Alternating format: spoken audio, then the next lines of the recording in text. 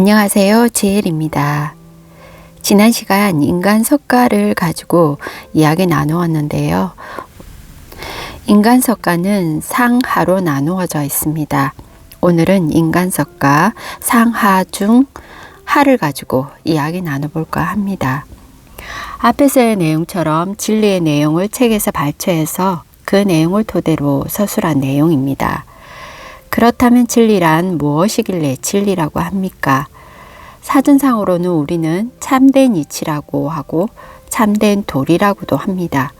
어떤 사실에 정확하게 들어맞는 바른 판단, 그리고 언제 어디서나 누구나 맞다고 할 수 있는 보편적인 사실과 법을 이야기합니다. 그렇다면 누구에게나 보편적인 사실이 진리라고 한다면 진리를 탐구하기 위해선 특정 종교의 통로가 필요한 것일까 하는 의문이 들기도 합니다. 이 책 서문에서도 인간 석가 책은 불자만의 교준이 아니라 모든 종교를 막론하고 진리는 오직 하나로 있을 뿐이라고 이 책에서도 이야기하고 있습니다. 진리의 테두리는 누구나 보편타당하다고 볼 수 있습니다. 우리가 진리를 올바로 이해하고 실천하다 보면 생활 속에 유사한 문제가 일어났을 때 즉각 해결할 수 있는 소중한 열쇠가 될 수 있습니다. 우리는 올바른 법을 지식으로 이해하고 그 지식을 가지고 생활 속에 가져와 생활했을 때 진실의 지혜가 마음 안에서 우러난다는 것이고 그리하여 보다 진실한 법의 가치를 알 수 있게 되는 것이라고 이 책에선 이야기하고 있습니다. 여기서 말하는 진리는 멀리 있는 것이 아니고 자기의 외부에 있는 것도 아니고 어떤 방법이나 과정에 의해 얻어지는 것도 아니라는 것입니다. 진리는 우리 내부에 있는 것이며 자기의 생각이나 마음을 알고 이 나라고 하는 자아를 완전히 종속시킬 때 이 진리는 우리 안에서 나타난다고 이야기하고 있습니다. 이것이 어떤 이는 완전한 사랑이라 하고 어떤 이는 초월적인 지혜라고 하고 인간 석가에서는 불지라고 표현했습니다. 나의 내부에 있다고요? 예, 그렇습니다. 불교에서 유식이나 경전 또는 여러 종교에서도 내면에 있음을 이야기하고 있지만 특정 종교에 편협되어 있지 않는 정신분석학자 칼융의 이야기로 스토리를 만들어 보았습니다. 칼융은 우리의 마음 구조를 세 가지로 나누어 이야기했습니다. 의식이 있고 무의식이 있는데 이 무의식을 개인 무의식과 집단 무의식으로 나누어 이야기했습니다. 의식이 무엇이냐면 자아를 이야기합니다. 이 자아가 있어야만 무의식과 관계를 맺을 수 있고 자아가 없으면 어떤 관계를 맺을 수 없습니다. 즉, 의식이 없으면 무의식과도 어떠한 관계를 맺을 수 없다는 뜻이죠. 하지만 나중에는 이 자아를 완전히 종속시켜야만 진리를 만날 수 있다는 것입니다. 이 말은 자아는 좋다 나쁘다 하는 판단하는 습관을 가지고 있습니다. 이 판단하는 습관을 종속시켜야 한다는 것입니다. 그래야 우리의 완전한 사랑 또는 지혜가 드러난다는 것입니다. 그럼 좀 더 자세히 이야기해 보도록 하겠습니다. 이 의식, 즉 자아가 정말 이성적이고 합리적이고 모범적이라고 한다면 여기서 좀 더 내면 깊이 들어가면 개인 무의식이 있습니다. 그 개인 무의식 안에는 그림자가 있다고 합니다. 자아에서 빛을 받는 부분이 있고 빛이 닿지 않는 부분을 그림자라고 했습니다. 이 그림자 부분은 자아와 반대되는 부분으로 부정적이고 어두운 부분을 의미하고 누구나가 다 이 그림자를 가지고 있다는 것입니다. 이 어두운 부분을 인간 석가에서 인용하자면 지금까지 살아오면서 쌓인 부정적인 생각이나 행위 그리고 욕심내는 마음 등 이런 어두운 그림자를 철저하게 반성해 보아야 한다는 것입니다. 정법은 인간의 지식과 의지로서는 함부로 바꿀 수 없는 대자연의 모습이 무언으로 보여주고 있습니다. 정법은 중도이며 치우치지 않는 조화의 마음이 기준입니다.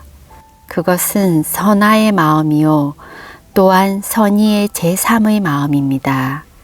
이런 마음으로 자신의 행동과 사유를 하나하나 바로 잡아가야 합니다.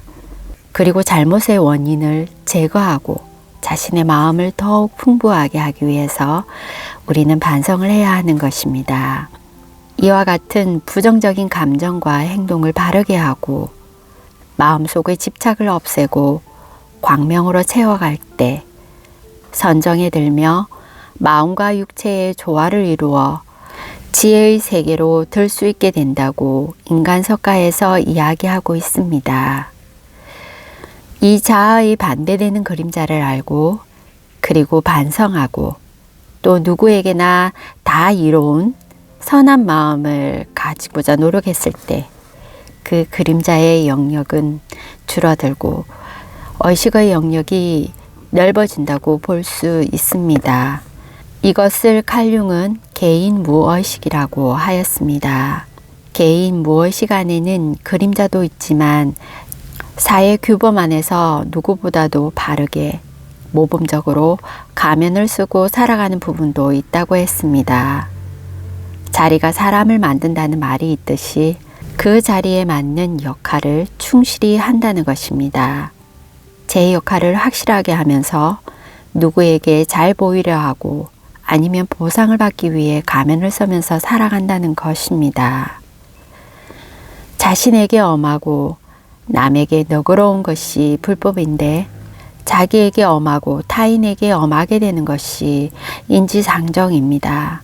그렇게 되면 남을 의식화한 자기 다스림이 되기 때문입니다. 자기 다스림은 어디까지나 자기를 위한 것이며 자기를 시험하는 것입니다. 타인을 위해서 하는 것이 아닙니다. 그런데 사람들과 함께 있으면서 타인 속에 자기를 보게 됩니다. 그 때문에 자기에게 엄한 사람은 남에게도 엄하게 됩니다. 그렇다고 자기에게 물은 사람이 남에게 물은가 하면 그렇지 않습니다. 역시 남에게도 엄합니다. 자신에게 물은 사람은 자기 보존의 염원이 강하므로 타인에게 엄한 것입니다. 어쨌든 자신을 제대로 바라보려면 남을 의식해서는 안 됩니다. 타인은 어디까지나 자신의 마음을 바르게 하는 재료일 뿐 자기의 연장이라고 보면 안 된다는 것입니다. 자기에게는 엄해도 남에게는 너그러워야 하는 것입니다. 다시 칼융으로 돌아와 이번에는 집단 무의식에 대해서 이야기 나눠보도록 하겠습니다. 집단 무의식은 우리 인간이 의식화할 수 없는 부분이라 했고 칼융은 이곳을 원형이라고 했습니다. 집단 무의식이니 많은 원형이 있겠죠. 이 원형들은 우리가 알 수 없는 미지의 세계, 우주적인 것, 내 삶의 의미를 부여할 수 있는 곳, 나의 주체성을 확립시키고 시공간을 넘어 내 행위의 어떤 조건으로 존재하는 것, 생명의 원천이라고도 하고 또 창조의 가능성도 가지고 있고 아무튼 이곳은 우리가 현실화할 수 없고 인식할 수 없는 곳이라 이미지나 상징이나 기호로 바뀌어 드러난다고 합니다. 칼융은 집단 무의식의 원형을 찾으려고 얼마나 노력하고 애를 썼을까요? 그래서 찾아낸 것이 자기 원형입니다. 집단 무의식의 많은 원형 중 의식화할 수 있는 원형을 하나 찾아냅니다. 원형의 핵이라 할 수 있는 자기 원형은 의식화할 수 있음을 알아낸 것입니다. 즉 자아가 집단 무의식 안에 있는 자기를 통합시킬 수 있다고 합니다. 이 집단 무엇이간에 자기를 뭐라고 하냐면 신의 목소리라고 표현합니다. 종교에서 말하는 신이 아니라 초월적인 힘을 상징화한 것입니다. 내 마음속에 이런 신과 같은 존재가 있고 우주적이면서 미지적인 거대한 힘, 실체를 알 수 없는 힘이 있다고 이야기한 것입니다. 놀랍지 않으신가요? 그리고 나라고 하는 이 자아를 집단 무엇식의 자기 원형에 종속시킬 때 우리는 초월적인 힘으로 창조가 가능해지며 진리를 만나 지혜롭게 살아갈 수 있는 것입니다. 여기서 말하는 지혜란 사물의 도리나 이치를 잘 분별하는 정신 능력을 말하는 것입니다. 지혜를 두 가지로 구분해 이야기할 수 있는데 인간의 마음속에 내재하고 있는 과거세에 익힌 지혜, 이것만이 아니라 대우주를 창조하는 신의 의식도 동시에 포함합니다. 이것이 칼융이 말하는 집단 무엇이간에 있다고 하였고 인간석가 책에서는 이것을 불지라고 했습니다. 생활의 지혜란 이 현상세계에서 배운 지식이나 극이 기초한 능력을 말합니다. 또 생활의 지혜가 주로 현실적이고 감각적인데 비해서 불지의 지혜는 마치 천재적이고 초월적으로 나타나는 것입니다. 따라서 집단 무엇이기에 있는 불지와 생활의 지혜는 개념의 범위가 전혀 다르다고 볼 수 있습니다.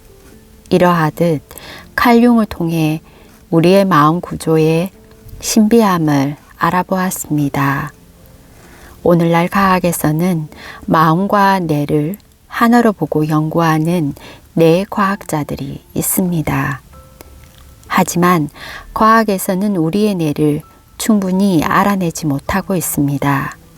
뇌가 마음을 만들고 마음을 만들어낸 위치를 파악할 수 있다고 해서 내가 마음 깊은 곳까지 알 수 있는 것은 아닙니다.